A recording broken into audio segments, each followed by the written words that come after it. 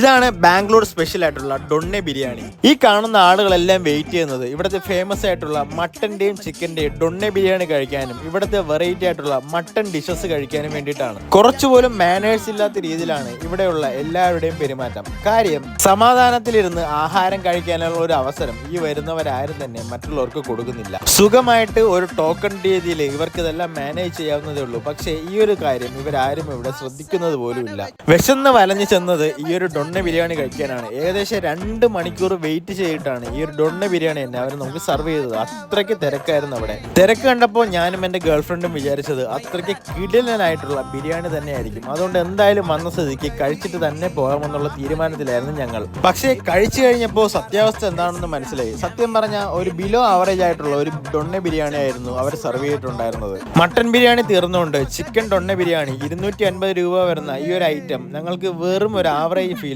മാത്രമേ തന്നിട്ടുള്ളൂ. ടേസ്റ്റ് വൈസും അത്ര ക്വാളിറ്റി ഒന്നും തോന്നിയില്ല. ഈ ബിലോ ആവറേജ് ബിരിയാണിക്കാണ് ഇവിടെ ഇത്രയും ഹൈപ്പ്. മിലിറ്ററി ഹോട്ടലിലെ ബിരിയാണിയെ കുറിച്ചാണ് ഞാൻ പറഞ്ഞു വന്നത്.